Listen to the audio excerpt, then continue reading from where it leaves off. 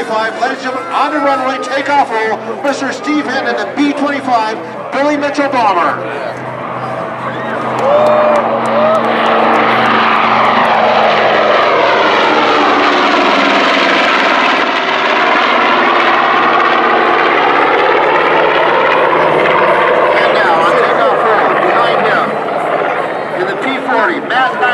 The Curtis P-40 Warhawk.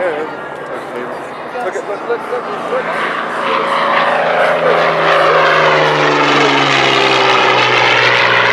Now the P-40 Warhawk, like you see taking off, and we talked about, we just got through watching the RC airplanes. My first radio-controlled airplane when I was a kid was a P-40, a Cox control line P-40 Warhawk. So they hold a big place in my heart. Mid-range bomber, it's got the twin tail, the B-25 Billy Mitchell bomber.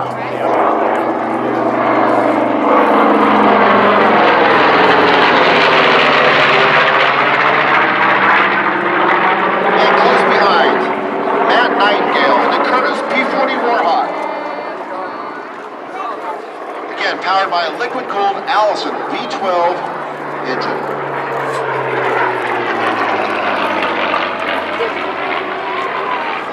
Now, when they were trying to figure out how to do this blow in Japanese homeland, Jimmy Doolittle, who was kind of an outlaw at the time as far as pilots went, some of these guys back then, they colored outside the line. They'd probably been court-martialed in today's Air Force or military. Back then, they had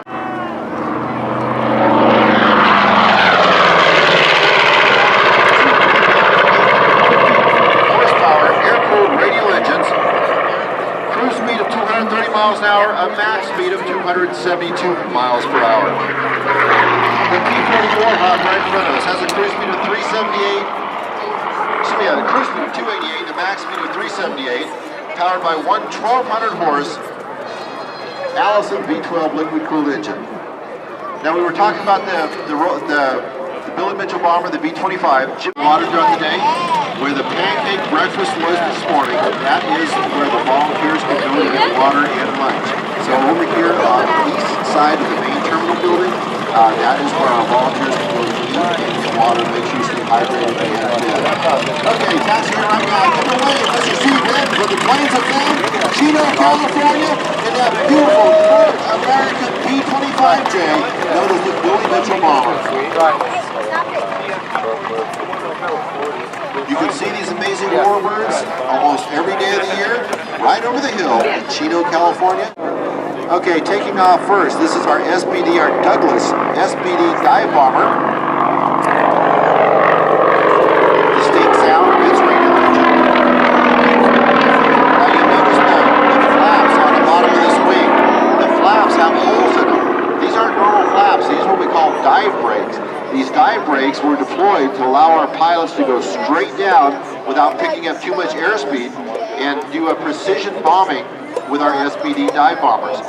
These were bombers very, very similar to the Japanese version, which deploy the dive bomb with the dive brakes to slow things down, keep us under control, and deploy the bomb with that bomb.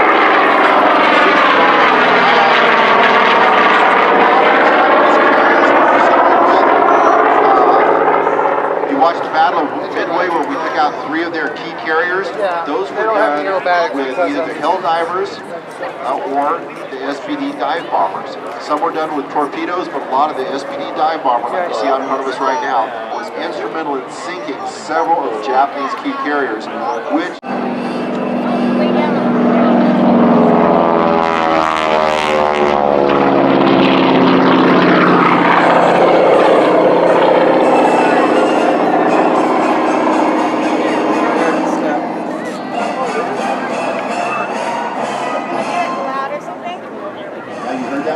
sound I was talking about. Again, that was the propeller tips going supersonic and breaking the sound barrier. As that big 650 horse Pratt Whitney engine spun down huge two-blade truck. Even though we're not aerobatic today, John would like to dedicate his performance to all our military veterans, young and old, as well as their families. This year marks John and the War Dogs' 31st year of performing air shows together. John's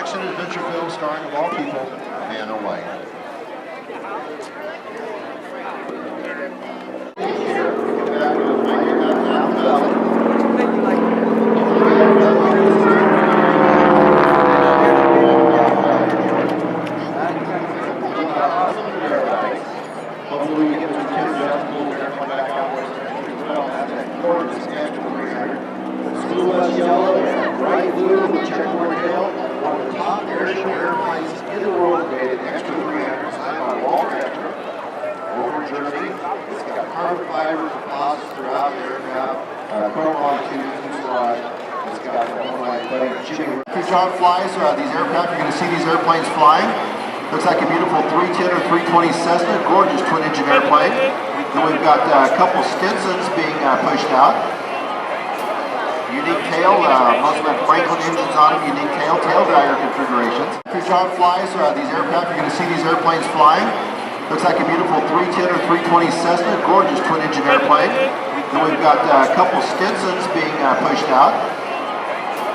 Unique tail, most of them have Franklin engines on them, unique tail dragger configurations.